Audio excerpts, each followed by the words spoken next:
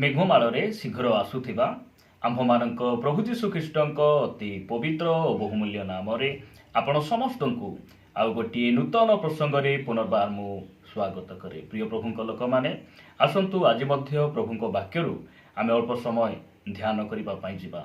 आज आमे जे प्रसंगरे कथावार्ता हेबा सेही प्रसंगर शीर्षक हला केउ माने ख्रीष्टଙ୍କ क्रूसर शत्रु अटंती।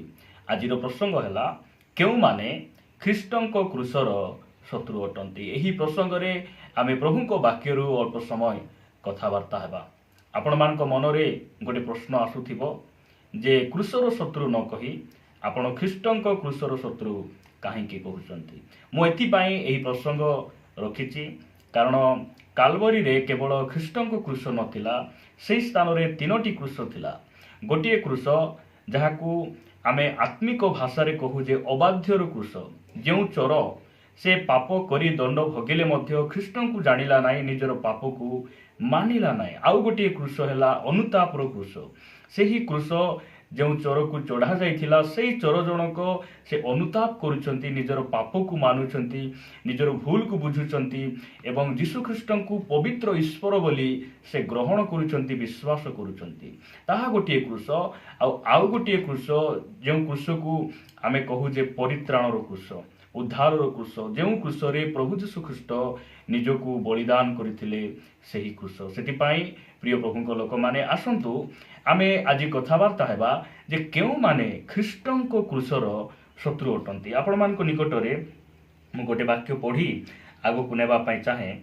आपण माने मो सहित पढ़िबे एफिसियो पुस्तक 2 अध्याय आपण माने मो सहित पढ़िबे 14 पदरु आमे 16 पद पर्यंत पढ़िबा। लेखा जाए कारण से तो आम्भ मानक शांति।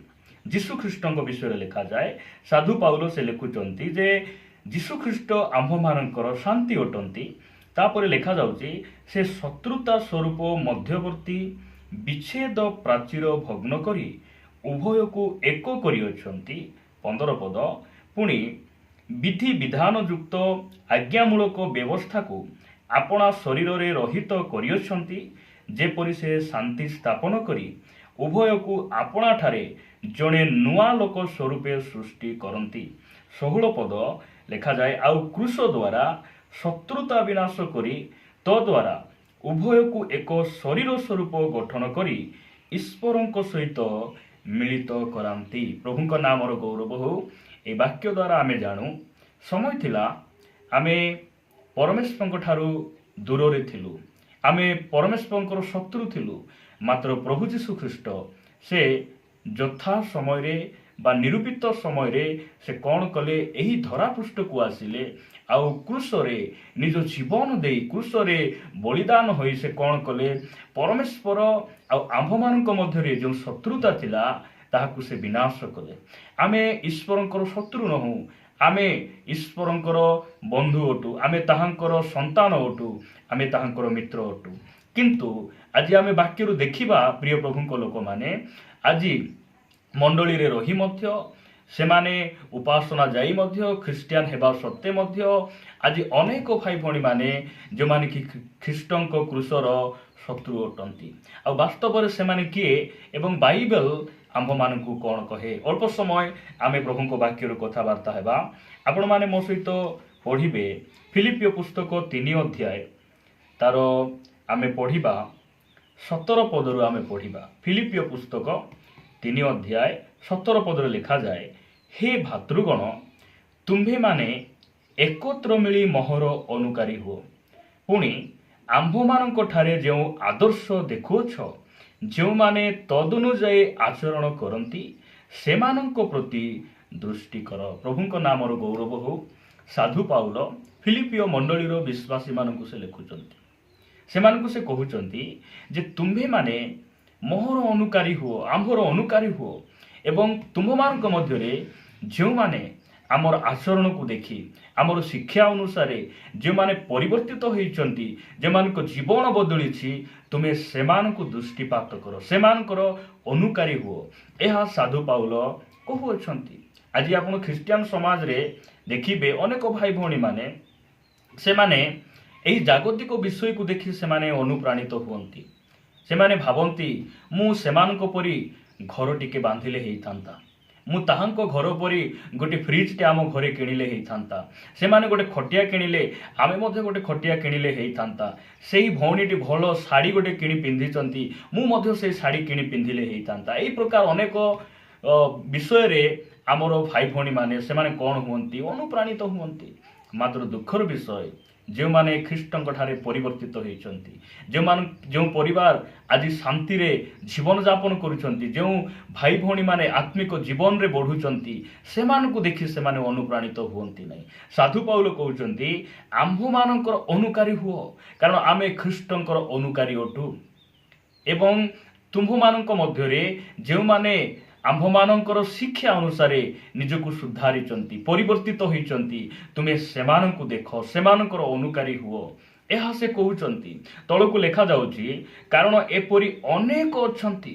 କୋଉଠି ଅନେକ ଅଛନ୍ତି? ଫିଲିପିଓ ମଣ୍ଡଳୀରେ ଅନେକ ଅଛନ୍ତି, ଗଣି ହେବ ନାହିଁ, ଅନେକ ଅଛନ୍ତି ଯେଉଁମାନଙ୍କର ଆଚରଣ ବିଷୟରେ ମୁଁ ତୁମ୍ଭମାନଙ୍କୁ ଥରକୁ ଥର କହିଅଛି, ଆଉ ବର୍ତ୍ତମାନ ମଧ୍ୟ କାନ୍ଦି କାନ୍ଦି କହୁଅଛି, ସେମାନେ ଖ୍ରୀଷ୍ଟଙ୍କ କ୍ରୁଶର ଶତ୍ରୁ। ଏହା ସାଧୁ ପାଉଲଙ୍କର ଦୁଃଖ।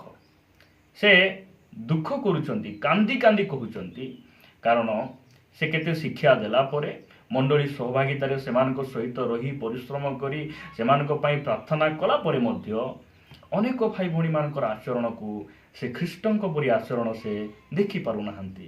ସେଥିପାଇଁ ସେ କହୁଛନ୍ତି ଯେ ଆଜି ମଧ୍ୟ ଅନେକ ତୁମ୍ଭମାନଙ୍କ ମଧ୍ୟରେ ଅଛନ୍ତି, ସେମାନେ ଖ୍ରୀଷ୍ଟଙ୍କ କ୍ରୁଶର ଶତ୍ରୁ। କାହିଁକି ଶତ୍ରୁ? 19 ପଦରେ ଲେଖାଯାଉଛି ସେମାନଙ୍କ ପରିଣାମ ବିନାଶ, ଉଦର ସେମାନଙ୍କର ଦେବତା। ବିନାଶ ନିମନ୍ତେ ଯଦି ଆମେ ମଣ୍ଡଳୀ ଭିତରେ ଅଛୁ, ତାହାଠାରୁ ଦୁଃଖର ବିଷୟ କ'ଣ ହେଇପାରେ? ବିନାଶ ନିମନ୍ତେ ଆମେ ଯଦି ପ୍ରଭୁଙ୍କ ନିକଟରେ ଆସିଛୁ, ତାହାଠାରୁ ଦୁଃଖର ବିଷୟ କ'ଣ ହେଇପାରେ? ପ୍ରିୟ ପ୍ରଭୁଙ୍କ ଲୋକମାନେ, ପ୍ରଭୁ ଯୀଶୁ ଖ୍ରୀଷ୍ଟ ଆମକୁ ବିନାଶ ନିମନ୍ତେ ଡାକି ନାହାନ୍ତି। ଆମକୁ କ୍ଲେଶ, ଦୁଃଖ, ସମସ୍ୟା ଆମ ଜୀବନରେ ଘଟାଇବା ପାଇଁ ସେ ଡାକି ନାହାନ୍ତି, ଆମକୁ ପରିତ୍ରାଣ ଦେବା ପାଇଁ ସେ ଡାକିଛନ୍ତି। ହଁ, ଖ୍ରୀଷ୍ଟିଆନ ଜୀବନରେ ଦୁଃଖ ଅଛି, କ୍ଲେଶ ଅଛି, ମାତ୍ର ଅନନ୍ତ କାଳର ବିନାଶ ନିମନ୍ତେ ସେ ଆମକୁ ମନୋନୀତ କରିନାହାନ୍ତି। ସେ ଏହି ପୃଥିବୀରେ କ୍ଲେଶ ଆସିବା ପୂର୍ବେ, ଏହି ପୃଥିବୀ ଅଗ୍ନିରେ ଦଗ୍ଧ ହେବା ପୂର୍ବେ ସେ ଆମକୁ ମେଘମାଳରେ ଉଠାଇ ନେଇ ଯିବା ପାଇଁ ସେ ଆମକୁ ମନୋନୀତ କରିଛନ୍ତି। ଏହି ସ୍ଥାନରେ ଆମେ ଦେଖୁଛୁ ଯେ ସେମାନେ ଉଦର ସେମାନଙ୍କ ଦେବତା। ସେମାନେ ଆପଣା ଆପଣା ଲଜ୍ଜାକୁ ଦର୍ପର ବିଷୟ ମନେ କରନ୍ତି, ପୁଣି ପାର୍ଥିବ ବିଷୟ ଗୁଡ଼ିକରେ ଆସକ୍ତ ଅଟନ୍ତି। ଏହି ସ୍ଥାନରେ ଆମେ ବୁଝୁଛୁ ଯେ ଯେଉଁମାନେ ମଣ୍ଡଳୀରେ ରହି ମଧ୍ୟ, ବାକ୍ୟ ଶୁଣି ମଧ୍ୟ, ସେମାନେ ପ୍ରଭୁ ଭୋଜର ଅଂଶୀ ହେଲା ପରେ ମଧ୍ୟ, ଜଣେ ପାଳକ ପ୍ରଚାରକଙ୍କ ଅଧୀନରେ ରହିଲା ପରେ ମଧ୍ୟ ଯଦି ଜଗତ ପାଇଁ ବଞ୍ଚୁଛନ୍ତି, ସେମାନେ ଖ୍ରୀଷ୍ଟଙ୍କ କ୍ରୁଶର ଶତ୍ରୁ ଅଟନ୍ତି। ପ୍ରିୟ ପ୍ରଭୁଙ୍କ ଲୋକମାନେ, ପ୍ରଭୁ ଆମମାନଙ୍କୁ ଅନୁଗ୍ରହ କରନ୍ତୁ। ଯୀଶୁଖ୍ରୀଷ୍ଟ କାହିଁକି ସେ କ୍ରୁଶରେ ନିଜ ଜୀବନକୁ ଦେଲେ, ଏହା ଯଦି ଆମେ ଆଜି ଯାଏଁ ବୁଝୁନାହୁଁ, ଆଜି ଯାଏଁ ଆମେ ଯଦି ନିଜକୁ ଆମେ ସଂଶୋଧନ କରିନାହୁଁ, ତାହେଲେ ଆମେ ଖ୍ରୀଷ୍ଟଙ୍କ କ୍ରୁଶର ଶତ୍ରୁ ହେଇଯିବା। ଯଦି ଆପଣମାନେ ମୋ ସହିତ ପଢ଼ିବେ ପ୍ରଥମ ପିତର 2 ଅଧ୍ୟାୟ 24 ପଦରେ ସାଧୁ ପିତର ଏ ପ୍ରକାର ଲେଖନ୍ତି, ଆମ୍ଭେମାନେ ଯେପରି ପାପ ପ୍ରତି ମୃତ ହୋଇ ଧାର୍ମିକତା ନିମନ୍ତେ ଜୀବନଯାପନ କରୁ, ଏଥି ନିମନ୍ତେ ସେ ଆପେ କ୍ରୁଶ ଉପରେ ନିଜ ଶରୀରରେ ଆମ୍ଭମାନଙ୍କର ସମସ୍ତ ପାପ ବହନ କଲେ। ପ୍ରଭୁ ଯୀଶୁ ଖ୍ରୀଷ୍ଟ କ୍ରୁଶରେ ସେ କାହିଁକି ନିଜ ଜୀବନକୁ ସେ ବଳିଦାନ କଲେ? କାହିଁକି କ୍ରୁଶରେ ସେ ବଳି ହେଲେ? କ୍ରୁଶରେ ସେ କାହିଁକି ମୃତ୍ୟୁ ଭୋଗ କଲେ? ଆମେ କି ପାପରେ ରହିବା, ଆମେ ମନ୍ଦତାରେ ରହିବା ଏଥିପାଇଁ? ସେଥିପାଇଁ ନୁହେଁ ପ୍ରିୟ ଭାଇ ଭଉଣୀମାନେ। ଏ ସ୍ଥାନ ଲେଖାଯାଏ ଆମ୍ଭେମାନେ ଯେପରି ପାପ ପ୍ରତି ମୃତ ହୋଇ ଧାର୍ମିକତା ପ୍ରତି ଆମେ ଜୀବନଯାପନ କରୁ, ଆମେ ଯେପରି ପରିବର୍ତ୍ତିତ ହେଉ, ଆମେ ଯେପରି ଧର୍ମ ଜୀବନଯାପନ କରୁ, ଏଥିପାଇଁ ପ୍ରଭୁ ଯୀଶୁ ଖ୍ରୀଷ୍ଟ କ୍ରୁଶରେ ମୃତ୍ୟୁ ଭୋଗ କଲେ। ଯଦି ଆଜି ମଣ୍ଡଳୀରେ ରହି ମଧ୍ୟ ଆମେ ଯଦି ପାପରେ ଅଛୁ, ପାପ କରିବା ପାଇଁ ଆମକୁ ବହୁତ ଇଚ୍ଛା ଲାଗୁଛି, ଜାଣି ଜାଣି ପାପରେ, ଜାଣି ଜାଣି ମନ୍ଦତାରେ ଆମେ ଜୀବନଯାପନ କରୁଛୁ, ତାହେଲେ ଆମେ ଖ୍ରୀଷ୍ଟଙ୍କ କ୍ରୁଶର ଶତ୍ରୁ ଅଟୁ। ଏହା ବାଇବେଲ ଆମମାନଙ୍କୁ ସ୍ପଷ୍ଟ ଭାବରେ କହେ। କେତେକ ଭାଇ ଭଉଣୀମାନେ ଶିକ୍ଷା ଦିଅନ୍ତି, କହନ୍ତି ଯେ ଯୀଶୁଖ୍ରୀଷ୍ଟ ତୁମ୍ଭମାନଙ୍କର ପାପ ନିମନ୍ତେ ଥରେ କ୍ରୁଶରେ ମୃତ୍ୟୁଭୋଗ କରିଛନ୍ତି, ସବୁ ପାପକୁ ସେ ଦୂର କରିଦେଇଛନ୍ତି, ଏବେ ତୁମେ ଯେତେ ପାପ କଲେ ମଧ୍ୟ କିଛି ହେବ ନାହିଁ, କାରଣ ସେ ଅନୁଗ୍ରହ କରିଛନ୍ତି, ଆଉ ଯେତେ ପାପ କରିବ ସେତେ ଅନୁଗ୍ରହ ବଢ଼ିବ, ପାପ କଲେ କିଛି ହେବ ନାହିଁ, ଏ ପ୍ରକାର ଶିକ୍ଷା ଅନେକ ଦିଅନ୍ତି। ପ୍ରିୟ ପ୍ରଭୁଙ୍କ ଲୋକମାନେ, ଯଦି ଆମେ ପାପରେ ରହିବାକୁ ହେଲେ, ମନ୍ଦତାରେ ରହିବାକୁ ହେଲେ ଯୀଶୁଖ୍ରୀଷ୍ଟ କାହିଁକି କ୍ରୁଶରେ ସେ ମୃତ୍ୟୁ ଭୋଗ କଲେ? ଏହି ସ୍ଥାନ ଲେଖାଯାଉଛି ଯେ ଆମେ ପାପ କରୁ, ମନ୍ଦତାରେ ରହୁ, ସେଥିପାଇଁ ସେ କ୍ରୁଶରେ ମୃତ୍ୟୁ ଭୋଗ କରିନାହାନ୍ତି, ସେଥିପାଇଁ ପ୍ରଭୁ ଆମକୁ ଅନୁଗ୍ରହ ଦେଇନାହାନ୍ତି। ପ୍ରଭୁ ଯୀଶୁଖ୍ରୀଷ୍ଟ କାହିଁକି କ୍ରୁଶରେ ମୃତ୍ୟୁ ଭୋଗ କଲେ? ଆମେ ଯେପରି ପବିତ୍ର ଜୀବନ ଯାପନ କରୁ, ଆମେ ଯେପରି ଧାର୍ମିକ ଜୀବନ ଯାପନ କରୁ, ଏଥିପାଇଁ ସେ କ୍ରୁଶରେ ମୃତ୍ୟୁ ଭୋଗ କଲେ। ଆପଣମାନେ ମୋ ସହିତ ପଢ଼ିବେ ପ୍ରଥମ କରନ୍ତୀୟ 1 ଅଧ୍ୟାୟ 18 ପଦରେ ଲେଖାଯାଏ, କାରଣ ବିନାଶ ପ୍ରାପ୍ତ ହେଉଥିବା ଲୋକମାନଙ୍କ ପ୍ରତି କ୍ରୁଶର କଥା ମୂର୍ଖତା ମାତ୍ର, କିନ୍ତୁ ପରିତ୍ରାଣ ପ୍ରାପ୍ତ ହେଉଥିବା ଆମ୍ଭମାନଙ୍କ ପ୍ରତି ତାହା ଈଶ୍ୱରଙ୍କ ଶକ୍ତି ଅଟେ। ପ୍ରଭୁଙ୍କ ନାମର ଗୌରବ ହଉ।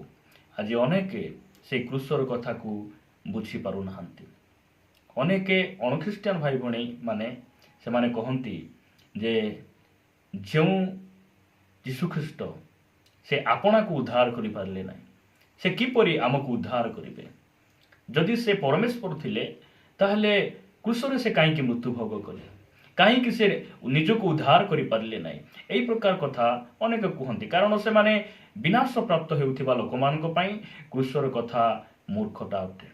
ଆଜି ମଧ୍ୟ ଯଦି ଆମେ ମଣ୍ଡଳୀରେ ରହି ଆମେ ପ୍ରଭୁ ଯୀଶୁଖ୍ରୀଷ୍ଟଙ୍କ ସେ କ୍ରୁଶର କଥାକୁ ଆମେ ବୁଝିପାରିନାହୁଁ, ଆମେ ଖ୍ରୀଷ୍ଟଙ୍କୁ ନିଜ ଜୀବନର ତ୍ରାଣକର୍ତ୍ତା ଭାବରେ ଗ୍ରହଣ କରିବାରେ ଅସକ୍ଷମ ଅଟୁ, ଆମେ ପ୍ରଭୁଙ୍କ ନିକଟରେ ପ୍ରାର୍ଥନା କରିବା ଆବଶ୍ୟକ ରହିଛି, ତାହାଙ୍କର ଠାରୁ ଅନୁଗ୍ରହ ମାଗିବା ଆବଶ୍ୟକ ରହିଛି ଯେ ଆମେ ଆମର ଉଦର ଆମର ଦେବତା ନ ହୋଇ ଯେଉଁ ପରମେଶ୍ୱର କ୍ରୁଶରେ ନିଜ ଜୀବନକୁ ଦେଲେ ସେ ଆମର ପ୍ରଭୁ ହେବାର ଆବଶ୍ୟକ ରହିଛି।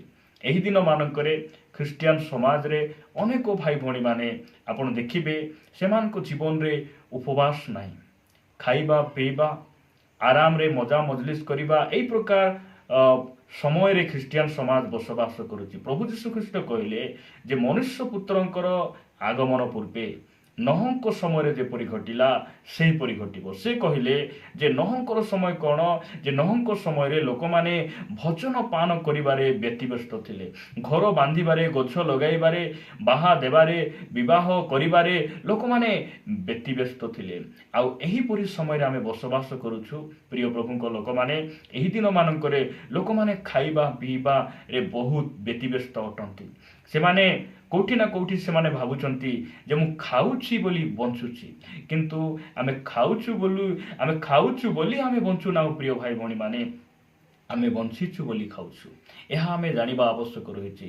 ଆମର ଆଦର୍ଶ ଆମ୍ଭମାନଙ୍କ ଗୁରୁ ପ୍ରଭୁ ଯୀଶୁଖ୍ରୀଷ୍ଟ ସେ 40 ଦିନ 40 ରାତ୍ରି ଉପବାସ କରି ସେ ଆମକୁ ଗୋଟେ ଆଦର୍ଶ ଦେଖାଇଛନ୍ତି ଯେ ଆମ୍ଭମାନଙ୍କର ସକ୍ଷମ ଅନୁସାରେ ଆମେ ଉପବାସ କରିବା ଆବଶ୍ୟକ ରହିଛି, ତାହାଙ୍କର ପଛରେ ଆମେ ଚାଲିବା ଆବଶ୍ୟକ ରହିଛି, ପବିତ୍ର ଜୀବନ ଯାପନ କରିବା ଆବଶ୍ୟକ ରହିଛି। ଶେଷରେ ଗୋଟେ ବାକ୍ୟ ପଢ଼ି ମୁଁ ସମାପ୍ତ କରିବା ପାଇଁ ଚାହେଁ। ଆପଣମାନେ ମୋ ସହିତ ପଢ଼ିବେ ଏବ୍ରୀ ପୁସ୍ତକ 6 ଅଧ୍ୟାୟ 6 ପଦରେ ଲେଖାଯାଉଛି, ସେମାନେ ଯଦି ଧର୍ମଭ୍ରଷ୍ଟ ହୁଅନ୍ତି, ସେମାନେ ବୋଲି କହିଲେ ଯେଉଁମାନେ ମଣ୍ଡଳୀରେ ଅଛନ୍ତି, ଯେଉଁମାନେ ଆଲୋକ ପାଇଛନ୍ତି, ଯେଉଁମାନେ ପ୍ରଭୁଙ୍କ ବାକ୍ୟ ଶୁଣିଛନ୍ତି, ଯେଉଁମାନେ ତାହାଙ୍କର ଶକ୍ତିକୁ ଚାଖିଛନ୍ତି, ଆସ୍ୱାଦନ କରିଛନ୍ତି, ସେମାନେ ଯଦି ଧର୍ମଭ୍ରଷ୍ଟ ହୁଅନ୍ତି ତାହେଲେ ମନ ପରିବର୍ତ୍ତନ ନିମନ୍ତେ ସେମାନଙ୍କୁ ପୁନର୍ବାର ନୂତନ କରାଇବା ଅସାଧ୍ୟ, ଯେଣୁ ସେମାନେ ଆପଣାର ବିନାଶ ନିମନ୍ତେ ଈଶ୍ୱରଙ୍କ ପୁତ୍ରଙ୍କୁ ପୁଣି କୁଶାର୍ପଣ କରି ପ୍ରକାଶରେ ତାହାଙ୍କୁ ନିନ୍ଦାର ପାତ୍ର କରନ୍ତି। ଯେଉଁମାନେ ମଣ୍ଡଳୀରେ ରହି ସବୁ ଜାଣିଶୁଣି ପାପରେ ଜୀବନଯାପନ କରୁଛନ୍ତି ସେମାନେ ଖ୍ରୀଷ୍ଟଙ୍କ ଶତ୍ରୁ, ଆଉ ତାହାଙ୍କୁ ନିନ୍ଦା ଅପମାନ ଆଜି ମଧ୍ୟ ସେମାନେ କ୍ରୁଶରେ ଯୀଶୁଙ୍କୁ ଚଢ଼ାଉଛନ୍ତି। ଏହା ବାଇବେଲ ଆମ୍ଭମାନଙ୍କୁ କହେ। 7 ପଦରେ ଲେଖାଯାଏ, କାରଣ ଯେଉଁ ଭୂମି ଆପଣା ଉପରେ ବାରମ୍ବାର ପତିତ ବୃଷ୍ଟିଜଳ ପାନ କରେ, ଆଉ ଯେଉଁମାନଙ୍କ ନିମନ୍ତେ ତାହା ଚାଷ କରାଯାଏ, ସେମାନଙ୍କର ଉପଯୋଗୀ ସାକାଦି ଉତ୍ପନ୍ନ କରେ, ତାହା ଈଶ୍ୱରଙ୍କ ଠାରୁ ଆଶୀର୍ବାଦ ପ୍ରାପ୍ତ ହୁଏ। ଯେଉଁ ଉଦ୍ଦେଶ୍ୟରେ ପ୍ରଭୁ ଯୀଶୁଖ୍ରୀଷ୍ଟ ମୃତ୍ୟୁଭୋଗ କଲେ, କ୍ରୁଶରେ କ୍ରୁଶାର୍ପିତ ହେଲେ, ସେହି ଉଦ୍ଦେଶ୍ୟ ଯଦି ଆମେ ଭଲରେ ବୁଝିବା, ଜାଣିବା, ନିଜକୁ ସୁଧାରିବା, ତାହେଲେ ନିଶ୍ଚିତ ଭାବରେ ପରମେଶ୍ୱର ଆମକୁ ବନ୍ଧୁ ବୋଲି ଗ୍ରହଣ କରିବେ, ମିତ୍ରତା ବୋଲି ଗ୍ରହଣ କରିବେ। ମାତ୍ର 8 ପଦରେ କ'ଣ ବୋଲି ଲେଖାଯାଏ? କିନ୍ତୁ ତାହା ଯଦି କଣ୍ଟା ଓ ଅଗରା ଗଛ ଉତ୍ପନ୍ନ କରେ, ତେବେ ତାହା ଅଗ୍ରାହ୍ୟ ହୋଇ ଅବିଳମ୍ବେ ଶାପଗ୍ରସ୍ତ ହୁଏ, ପୁଣି ତାହାର ଚରମ ଦଶା ଅଗ୍ନିଦାହ। ପ୍ରିୟ ପ୍ରଭୁଙ୍କ ଲୋକମାନେ, ଆମେ ନିଶ୍ଚିତ ଭାବରେ ଏହି ବାକ୍ୟକୁ ବୁଝୁଥିବୁ।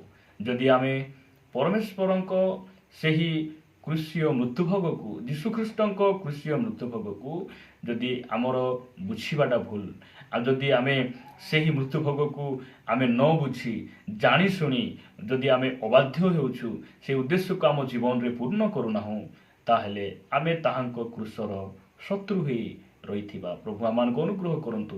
ସେଥିପାଇଁ ପ୍ରଭୁ ଯୀଶୁଖ୍ରୀଷ୍ଟ କୃଷରେ ମୃତ୍ୟୁଭୋଗ କରି ପରମେଶ୍ୱର ଆଉ ଆମ୍ଭମାନଙ୍କ ମଧ୍ୟରେ ଯେଉଁ ଶତ୍ରୁତା ଥିଲା, ସେ ବିନାଶ କରିଛନ୍ତି। ପୁନର୍ବାର ଆମେ ପ୍ରଭୁଙ୍କ ଶତ୍ରୁ ହେଲା ଭଳି ଆମେ ଆମର ଆଚରଣକୁ ଆମେ କ'ଣ କରିବା ନାହିଁ, ଅନ୍ୟ ଆଡ଼କୁ ନେବା ନାହିଁ। ପ୍ରଭୁ ଆମମାନଙ୍କୁ ଦୟା କରନ୍ତୁ। ଏହି ବାକ୍ୟ ଦ୍ୱାରା ଆମ ସମସ୍ତଙ୍କୁ ପ୍ରଭୁ ପ୍ରଚୁର ଭାବରେ ଆଶୀର୍ବାଦ କରନ୍ତୁ। ଆମେନ୍।